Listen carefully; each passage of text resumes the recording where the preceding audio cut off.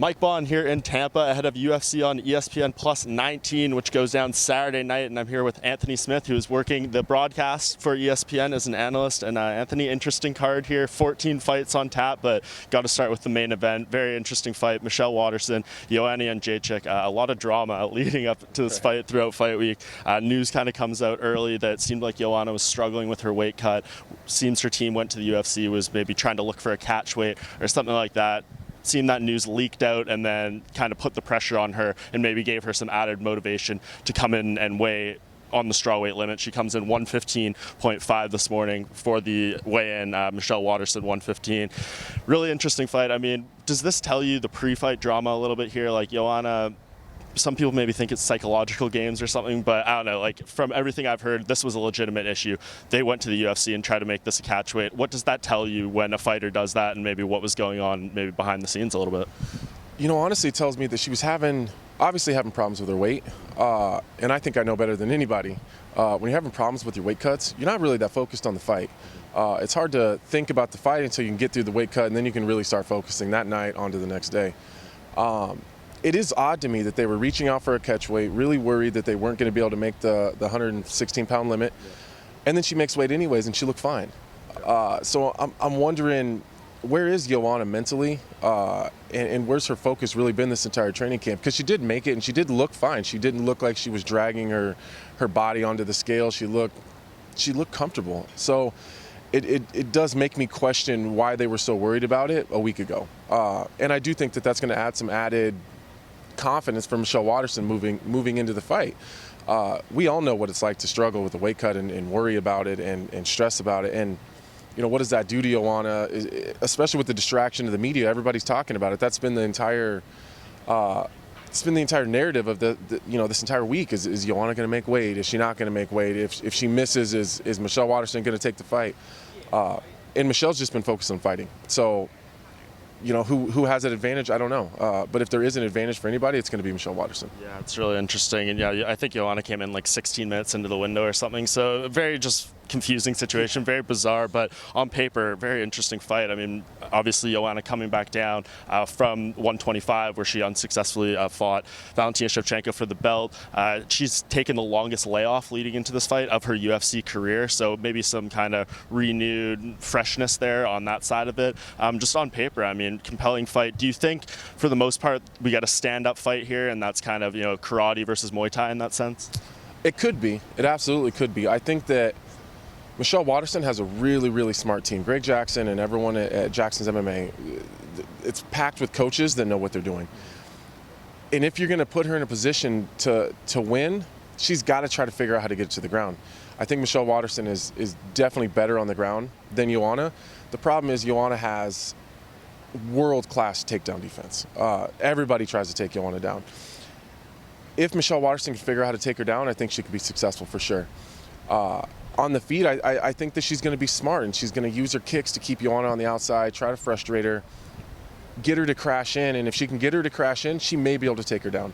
And if she can't take her down, it's going to be a really, really tight fight. I don't see either one of them doing anything stupid or getting overextended. They're both really, really fundamentally sound. So one of them trying to get the other one to make a huge mistake to capitalize on, it's going to be really tough at this point. So I think it's going to really come down to who's going to be able to implement their game plan. Joanna's going to have high volume. She's going to be really accurate. And I think Michelle's going to try to keep her on the outside and look for the takedown. Yeah, definitely. So ultimately, how do you think it unfolds? Do you think Joanna's able to kind of play her game? She's, you know, been so difficult to beat at strawweight aside from the Rose Namajunas fights. Do you think she kind of continues that trend of being really successful in this weight class? You know, I don't know. I really don't know. If I had to really pick, Michelle's been really consistent lately, and Joanna's been up a weight class, down a weight class, struggling with her weight. She just got a lot of stuff going on in her career, and she hasn't been super consistent lately. So, and she's lost, you know, a couple times recently, and she's not used to losing. So it really depends on how she bounces back from that. But for whatever reason, I see a change in Michelle Waterson. I see her mindset's different. Her mood is really high. She's really happy, as she always is. But you just see something different about her, you know. She's a little bit more intense, and I see Michelle Waterson coming up with the upset. Yeah, Very interesting. And move on to the co-main event. Kron Gracie, I had heard from even before he made his UFC debut, he wanted a fight like this. Like he wasn't happy with getting Alex Caceres in his UFC debut. He wanted a bigger name, more highly ranked opponent. He wins the debut and ends up getting his wish more or less. I know Cub Swanson coming into this fight on a 4-fight losing skid. He's in a difficult spot, but still a very compelling matchup. Still a very high level featherweight is Cub Swanson. You know, all his losses to top tier guys. Just so interesting. Kron Gracie, we know what he's going to try to do. He's going to try to get to this fight to the ground, going to try to submit Cub Swanson, who's had a lot of submission losses. How do you think that goes? Do you think Cub is going to be able to keep it standing? You know, he said this reminds him of the Charles Oliveira fight he had back in the day, and he was able to obviously have a lot of success in that fight. Do you think he's able to maybe replicate that, or is Kron Gracie going to do what the Gracies do and win this fight by submission? Yeah, that's another tough one to call. You know, the problem for Cub is there's not a whole lot of tape out there on Kron Gracie. So from what we've seen in the Alex Caceres fight, he's pretty solid everywhere. His striking looked good, his wrestling looked great, and obviously his jiu-jitsu is always phenomenal. So that's another tough fight for me to even talk about, because who knows? And I really think that the general public is being really unfair to Cub Swanson right now. He maybe is on a 4-fight losing streak, but look who he's losing to. You know, he had a submission loss to Moicano, and then a submission loss to Ortega. Ortega submitted both of them, Moicano and Cub Swanson. So those are monsters. And then a decision loss to Frankie Edgar. I mean, come on, man. Frankie Edgar's been out-striking, out-punching, out-wrestling, and out-grappling people in the UFC for over a decade. So, I mean, you can't judge him off of that. But Kron Gracie is, from what I hear, especially from his training partners and the guys that are around him, he's great everywhere. So if he can get Cub Swanson to the ground, I think that's the glaring hole. That's really the only place he's going to be able to take advantage of Cub. And like you said, I don't think that's a surprise to anybody. So I think that's really what it comes down to. That's a tough one to call. You know, if I really had to die on that hill, I would imagine Kron Gracie is going to do everything physically possible to get Cub Swanson to the ground, and if he does, he'll catch him. I tend to agree there. And, you know, as we said off the top, 14 fights on this card. Anything else really catching your eye? I mean, the return of Mackenzie Dern, coming back 4 months after having a kid, which is just unbelievable, fighting Amanda Ribas, who I think has kind of been the gem of Fight Week a little bit, just like one of the happiest people I've ever met in my entire life. You know, we got Luis Pena coming back, some interesting prelims. Anything standing out that's like really compelling outside of the top 2 fights there? You know, as I'm doing my research to call the fight this weekend, I realized this is a really, really good card. It's kind of a sleeper card, you know. Even myself, I wasn't really looking at it as a card that was going to be that great. But, you know, as I'm digging into and really looking at some of these matchups and how these guys match up with each other, there's some really great fights. There's not really any mismatches.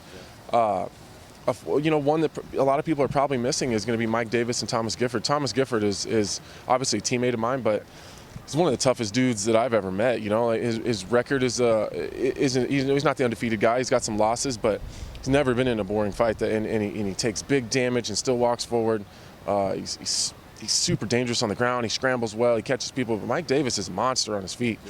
Yeah. His record is also one that's a little bit deceiving. You know, he's got 2 losses under the UFC banner. One to Gilbert Burns, and then the other one to Sadiq Youssef. Yeah. So again, that's legit guys. Yeah, that's 2 guys that's 2 tough outs in the UFC in your first 2 fights, at least under the banner. I know one of them was on the Contender Series, but under the UFC banner, that's 2 tough outs for your first two fights. And really dig into his style. He's one of the most dangerous guys probably in the division on his feet. Can Thomas Gifford get him to the ground?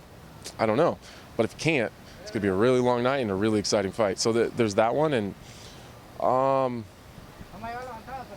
man, there's just so many good ones. You know, Mackenzie Dern and Amanda Ribas, I think is going to be a really good fight. I really think that their jiu-jitsu is going to counter each other out. You know, I think they're going to cancel each other, and we're going to see who the better striker is. There you go. And I like to close out these previews with playing a little game of likely or unlikely. I'll throw a couple scenarios your way, and you can tell me likely or unlikely to happen. There is 5 or more knockouts on this card. Likely. There is 3 or less submissions on this card. 1, 2, 3. Likely. Yeah. The main event, Yoel Jacek, Michelle Waterson, goes 5 rounds. Likely. The winner of that fight between Michelle Waterson and Yoel Jacek gets a title shot. Likely. There you go. Well, it's all goes down Saturday night. Appreciate you guys following the Fight Week coverage on MMA Junkie. Anthony, very much appreciate your time, and definitely tune in to the broadcast to see all his great work on the desk. Thank you so much. Appreciate it.